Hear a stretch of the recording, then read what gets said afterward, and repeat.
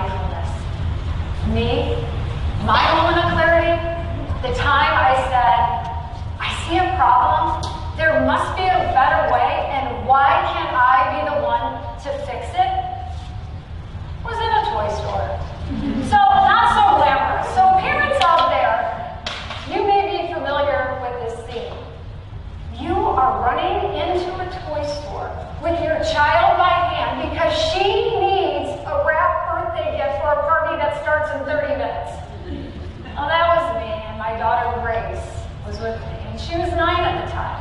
And she had just gotten done with soccer, and she was still in her cleats, and her cheeks are all rosy, and her hair is in crazy pigtails, and we're running down the aisles looking for a gift, when a line of dolls just stopped me in my tracks.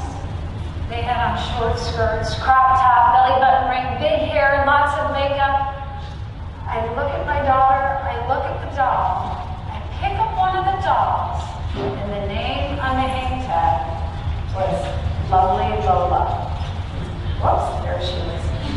And that's the little dolly that did it in for me. At that moment, I knew there wasn't one parent out there that wanted their daughter to look, act, or be called Lovely Lola. So I decided to do something about it. As I'm scolding all the salespeople in the store saying, look at this doll, this is crazy, you're a nice toy store. Why are you marketing sex to the girls? We shouldn't be marketing sex to girls. And my daughter's running behind me. Mom, is it the birthday gift for Maddie? I'm like, no. I'm buying it to show Dad. I need to show him. So I brought the doll home to show my husband. And I said, hey, listen, I'm really sick and tired of the negative images that are shown to girls. I'm tired of complaining about it.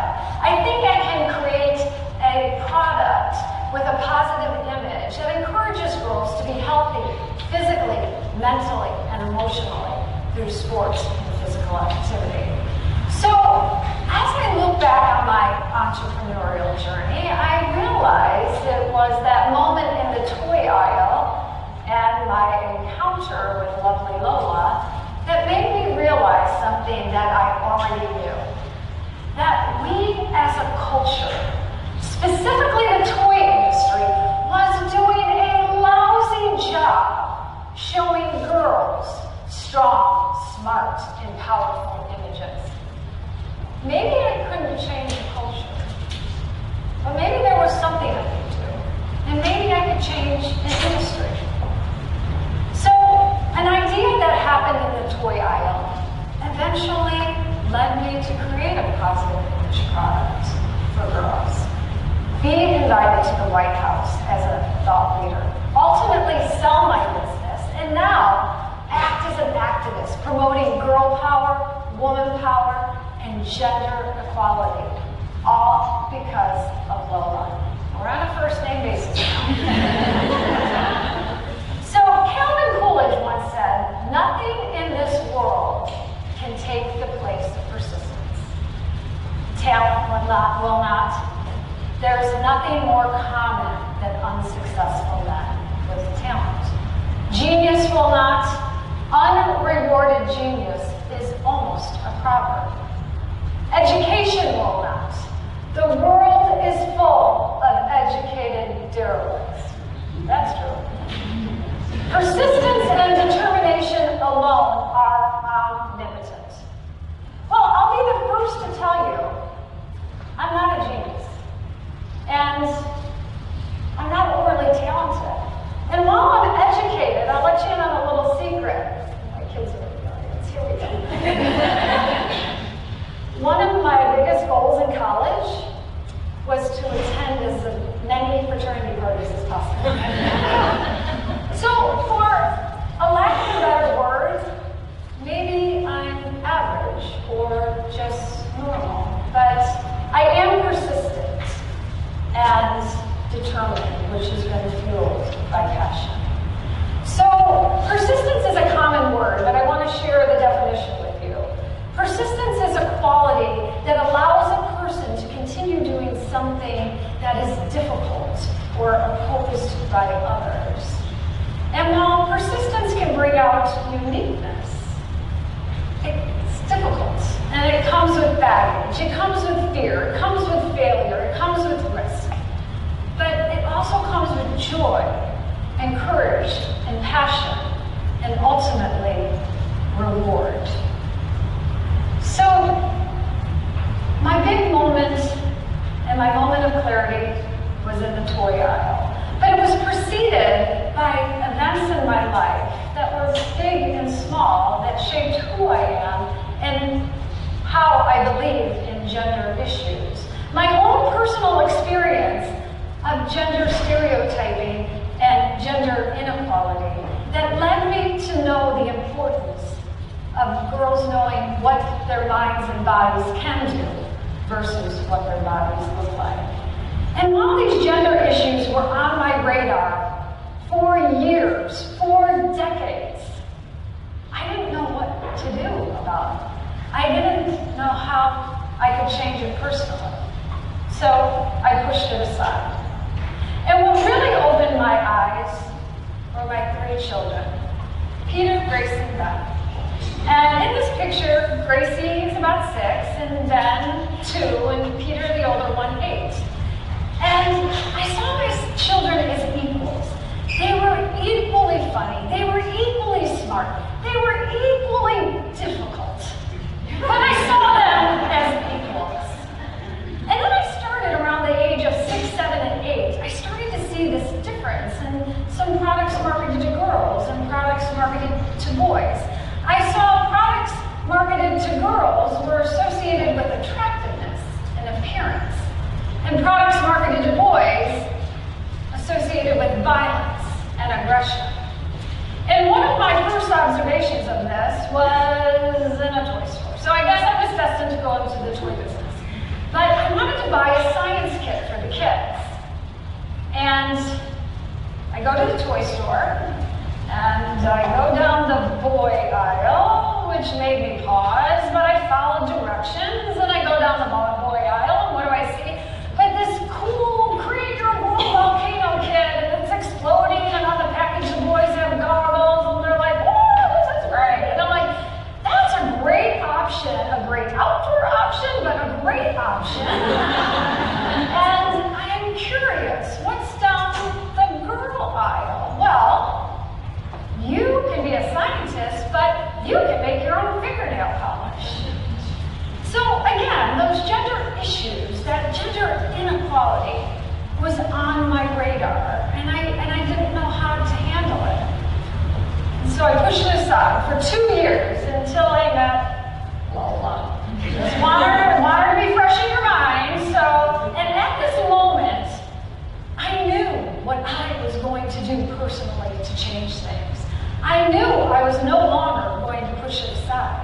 But what I didn't know was the long road ahead of me, the battle I was going to be fighting, and that my persistence and determination would serve me well. So once I decided to move forward on my idea of creating a positive image product for girls, I needed to figure out, what do I do? I know nothing about the toy industry. I do not know anything about designing or manufacturing, but I'm going to figure it out. So I start, are there any sports dolls out there? No. I was shocked, but good for me. But then I also thought, well, what else is out there? Well, there were some good baby dolls, and there were some good rag dolls, but I also saw dolls that looked like this. And the first word that came to mind was sexy. And I realized, if the word sexy comes to mind when you're looking or describing a product that is marketed to girls, it needs to be pulled off the shelf. It's a bad product. We should not be marketing sex to girls. I also realized at this moment that these images tell girls it's important for them to focus on what their body looks like versus what their minds and bodies can do. It's backwards. So Barbie here looks kind of innocent in between this grouping of dollies, but I had a problem with Barbie in 2014. I happened to be in New York at the time, and it was just announced that Barbie who had turned 50, made the cover of Sports Illustrated swimsuit issue. The media is going nuts. Congratulations, Barbie. Good for SI. This is terrific. My head was spinning. I'm like, this is crazy. This is nuts. 2 reasons. Number 1, Barbie's a doll. It doesn't matter if she's 50 or 100. She's going to look the same. And number 2, and more importantly, if you were to buy Barbie, you would have to go down the girl toy aisle because she's marketed to 6, 7, 8-year-old girls. Yet, she made the cover of one of the sexiest magazines in our nation that is marketed to grown men. I found this very disturbing. So like I said, I was in New York, so I had nothing to lose. I called ABC, CBS, NBC, Fox News. I email as many producers as possible saying, you have to have me on your show. You need somebody who has a different point of view. This is terrible. It's not good for our girls. And they all said no. But that's okay.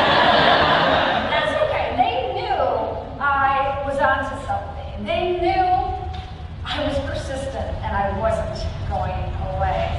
So now I wanted some hard facts. And I found that 17 million girls in the US play 1 sport a year. That's 1 out of 3 girls plays 1 sport a year. And that physical activity is associated with healthy and positive body image and self-esteem and improved academic achievement and leadership. And then it leads into adult life. And 400 female corporate executives were surveyed, and 94% played a sport when they were young. So now I want to design the doll. Like I said, no idea how to do this. So what do? I measure my daughter. I measure my daughter and all her friends, their wingspan, the length of their legs, their height, because I wanted to make sure it was in correct proportion to a little girl's body. So I shrunk it down. So that took 2 years. 2 years from rough draft to the actual debut of the first doll, which was tennis girl Gracie at the US Open, where 500 sold out in 6 days. So now I know I have a good message, a good product, and a good test. And this was in 2008. 2009, my next goal is to launch the entire line of 9 dolls at the New York Toy Fair. I thought, I am going to take Toy Fair by storm. I have got the next best thing. Well, not so much. I had many buyers come into my booth, and they said, what a great product. What an awesome idea. And I'd say, thank you, how many would you like to buy? No, we're not going to buy it, it'll never sell. I said, why? They said, it's not mainstream. It's not fashion. Can we create a fashion doll? Girls like fashion. I'm like, that's my point. There are 1,000 fashion dolls out there. I know girls like more than fashion. I am positive. As a mother of a daughter and as a woman, I am positive girls like more than fashion. I also realized at that time that mainstream ideas never create change, and I was creating change. So I persisted for 5 years, knowing that the mission was more important than the business. And what kept me going was the media. I finally got a feature on the Today Show. I became part of Gretchen Carlson's female power panel on Fox. I was on Shape, In Shape, and Self, New York Times, and I won the top awards in the toy industry. So I knew I had a pulse on what our culture wanted. I knew I had a vibe that parents wanted more for their girls too. But the buyers were my gatekeepers. So after 5 years and 500 no's, I decided I'm going to give Toy Fair one more shot. And I told my husband, I said, hey, listen, if nothing happens, if it doesn't work out, I'm throwing in the towel, which broke my heart because I knew girls deserve more. But I had to be realistic. So at Toy Fair, I had an opportunity to pitch to 3 Walmart buyers. After 5 minutes, they said, this is a winner. If you can write 6 books to go along with 6 of the dolls, we will put them in Walmart stores. So an illustrator, an editor, and we created the Go-Go Sports Girl Read and Plays that hit Walmart stores in the spring of 2015. And this is what got the ball rolling. By 2016, I was invited to the White House twice to participate in conferences on breaking gender stereotype. And then in that year, in October, I sold my company to Jazzwares, a large cutting-edge toy company, who will take this message to the next level. And together, our goal is to inspire and empower girls throughout the world. So my big moment started under ordinary circumstances. But what I have learned is that you don't have to be a genius. You don't have to be overly talented. You don't have to have unlimited resources or a large team to create change. What you need is to take your best idea, step over fear, find courage, find your passion, and persist when things get difficult. Thank you.